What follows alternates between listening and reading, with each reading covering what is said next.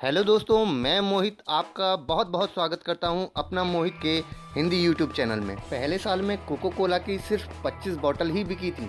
यह एक अच्छा उदाहरण है कि असफलता मिलने पर भी काम बंद नहीं करना चाहिए। दोस्तों, हम सब एक ऐसे इंडिपेंडेंट इंडिया में रहते हैं जहां पर इस प्रकार की कल्पना करना भी मुश्किल है कि एक फॉरेन नेशन ब्रिटिश गवर्नमेंट ने भारत के ऊपर 200 साल तक राज्य किया, पर सच को बदला नहीं जा सकता। स्वतंत्रता के इस मीठे स्वाद को चखने के लिए बहुत से लोगों ने अपनी कुर्बानी दी, तब जाकर हमें स्वतंत्रता मिली थी। उस समय क्रांतिकारियों को जान से भी ज़्यादा प्यारी थी तो वो थी आज़ादी। इतिहासकारों के अनुसार ब्रिटिश गवर्नमेंट के आने से पहले भारत को सोने की चिड़िया कहा जाता था। इस वीडियो के माध्यम से आप जानेंगे ऐसे 10 इंटरेस्टिंग फैक्ट्स जो आपने पहले कभी नहीं सुने होंगे।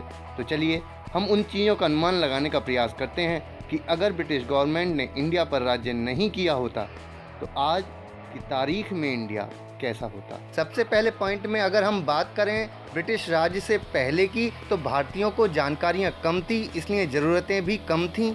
18वीं सदी में अंग्रेजों द्वारा स्थापित अर्थव्यवस्था लूट का एकमात्र रूप थी। 18वीं सदी से पहले अकेला भारत दुनिया का 25% माल निर्यात करता था, जिसमें भारत दुनिया का प्रमुख सूती वस्त्र निर्माता बना और भारतीय अधिक मात्रा में ब्रिटेन और अन्य यूरोपियन कंट्रीज़ में ईस्ट इंडिया कंपनी के द्वारा व्यापार करते थे। इसमें सिल्क, मसाले और चावल भी शामिल थे।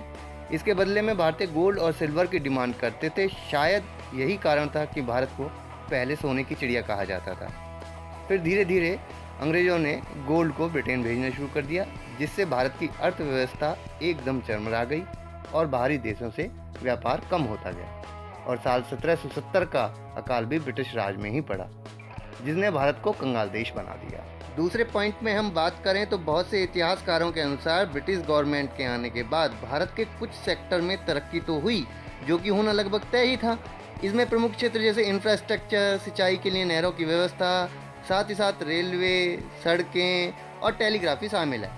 भारत इन क्षेत्रों में स्वतंत्र रूप से भी तरक्की कर सकता था, जिसमें आवश्यक समय जरूर लगता, परंतु यह तरक्की उस तरक्की से ज़्यादा स्ट्रांग होती।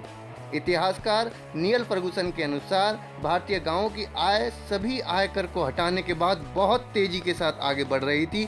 इसलिए पूरा विश्व भारत को एक विकासशील देश के रूप में उभरता हुआ देख रहा था।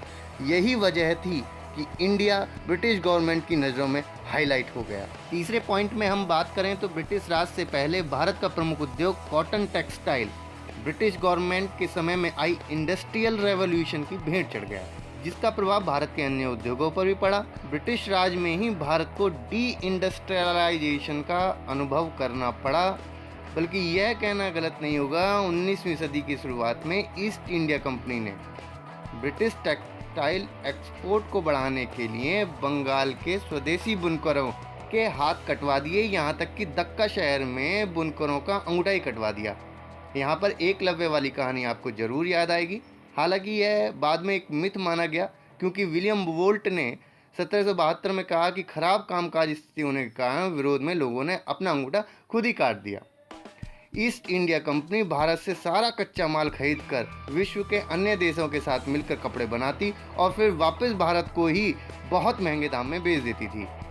इंडिया कॉटन टेक्सटाइल के फील्ड का सबसे बड़ा निर्यात करने वाला देश बन सकता था, लेकिन आगे ऐसा कुछ भी नहीं हो पाया।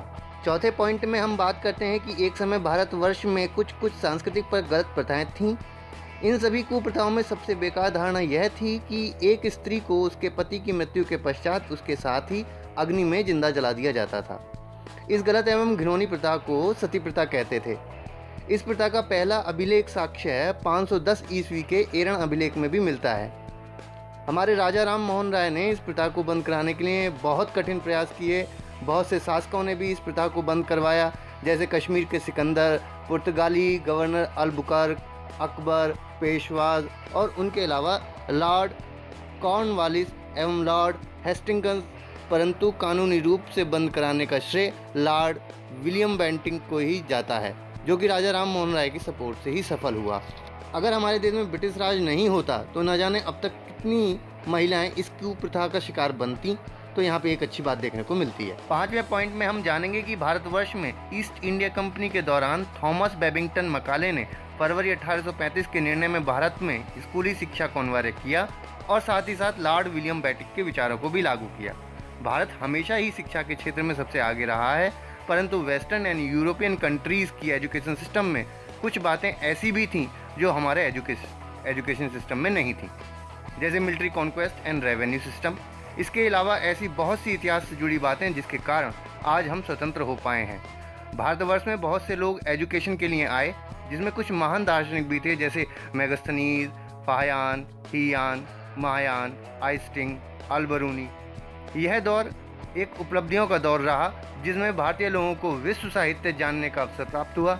आज भी western countries and European countries की military conquest and revenue system को फॉलो किया जाता है और उसको पढ़ाया जाता है। 6ठे पॉइंट में हम बात करते हैं कि ब्रिटिश राज में भारत को किस तरह आर्थिक रूप से बंजर बना दिया गया, जहां भारत पूरे साल में अपने खनिज पदार्थों और उद्योगों से 4 मिलियन पाउंड की रेवेन्यू जनरेट कर रहा था। यह अमाउंट आज भी एक बहुत बड़ी अमाउंट है। इस दिशा में 1852 में दादा भाई नौरोजी और नाना शंकर सेठ ने बॉम्बे एसोसिएशन की स्थापना की और भारतीय जनता का दुख एवं कठिनाई को ब्रिटिश गवर्नमेंट को दिखाया तथा ब्रिटिश गवर्नमेंट से मदद करने के लिए भी कहा। 1906 के कोलकाता अधिवेशन में दादा भाई नौरोजी ने स्वराज की मांग की और अपना समर्थन दिया। ब्रिटिश लोग भारत को आर्थिक दृष्टि से लूट रहे थे, ये उन्होंने अपने लूट का सिद्धांत से स्पष्ट किया। यह सिद्धांत दादा भाई नौरोजी ने 2 मई 1867 को लंदन में प्रस्तुत किया था। इस सिद्धांत में उन्होंने कहा कि भारत में वसूल किए जाने वाले राजस्व का 1/4 भाग भारत से बाहर चला जाता है। 7वें पॉइंट में आपकी जानकारी के लिए यह बता दूं कि प्राचीन भारत में भूमि का संपत्ति के रूप में क्रय विक्रय यानी कि खरीदा और बेचा नहीं जा सकता था। इस तथ्य की पुष्टि हमारे पाश्चात्य विद्वान वेडन पावल तथा सर जॉर्ज कैंपबेल ने भी की है। यहाँ जमींदारी प्रथा का उदय हुआ। जब यह बात ब्रिटिश गवर्नमेंट की नज़रों में आई तो उन्होंने किसानों की दशा सुधारने के लिए भूमि संबंधित विधानों की व्यवस्था की और 2 अक्टूबर 1951 में सफलतापूर्वक जमींदारी प्रथा का अंत कर दिया। इस प्रकार ब्रिटिश राज में ही किसानों को उनके अधिकार वापस मिल गए, जिनका उपयोग वे अनादि और परंपरागत काल से करते आए थे। यह एक अच्छी बात सामने आई है। 8वें पॉइंट में बता दूं कि साल 1776 में कोलकाता में भारतीय सेना का जन्म ईस्ट इंडिया कंपनी की सेना से शुरू हुआ, जो आखिरकार ब्रिटिश इंडियन आर्मी बन गई और आज़ादी के बाद इसे नेशनल आर्मी घोषित कर दिया गया। अंग्रेजों से पहले आप जानते ही हैं कि भारतीय सेना तीर, कमान, तलवार और भालों का ही प्रयोग करते थे, परंतु ईस्ट इंडिया कंपनी आने के बाद यानी कि ब्रिटिश गवर्नमेंट के आने के बाद हमने युद्ध की नई नई नीतियाँ सीखी और आज हम गोला बारूद और ऑटोमेटिक वेपन्स से किसी भी देश से युद्ध करने में पूरी तरह सक्षम हैं। युद्ध की यह नीतियाँ आज भी हमारे काम आती हैं, जो अंग्रेजों की मदद के बिना संभव नहीं था। भारतवर्ष हमेशा से ही इस प्रकार की युद्ध नीतियों से दूर ही रहा है। आज इंडिया की आर्मी विश्व में 4थे स्थान पर है। 9वां पॉइंट है economy of India during British government. 1858 से 1947 तक ब्रिटिश गवर्नमेंट ने भारत पर शासन किया। इस दौरान भारत की आर्थिक व्यवस्था गतिहीन रही और जैसे जैसे पॉपुलेशन बढ़ रही थी, आर्थिक व्यवस्था में कोई वृद्धि नहीं हो रही थी। पीजे मार्शल के अनुसार ब्रिटिश गवर्नमेंट ने टैक्स बढ़ाए जो जमींदारों से वसूल किए जाते थे और साथ ही साथ उन्होंने जमींदारों के टैक्स भी नहीं हटाए। इसमें कोई शक नहीं है कि हमें अर्थव्यवस्था के मामले में शिकायत रखते हैं। कैम्ब्रिज यूनिवर्सिटी के इतिहासकार अंगस मेडिसन के अनुसार साल 1700 में विश्व की आर्थिक व्यवस्था में भारत का योगदान 22.6% था, जो कि यूरोप के योगदान 23.3% के लगभग बराबर ही था। बाद में यह घटकर 1952 में 3.8% पर आ गया। उस समय भारत के विशेष उद्योग थे जूट, कॉटन, खेती, गन्ना, कॉफ़ी और चाय। ब्रिटिश राज नहीं होता तो आज भारत उद्योग के मामले में काफ़ी आगे होता। 10वां और अंतिम पॉइंट है कि ब्रिटिश गवर्नमेंट ने अधिकांश भारतीय सेना को जापानी सेना के खिलाफ लड़ाई में झोंक दिया।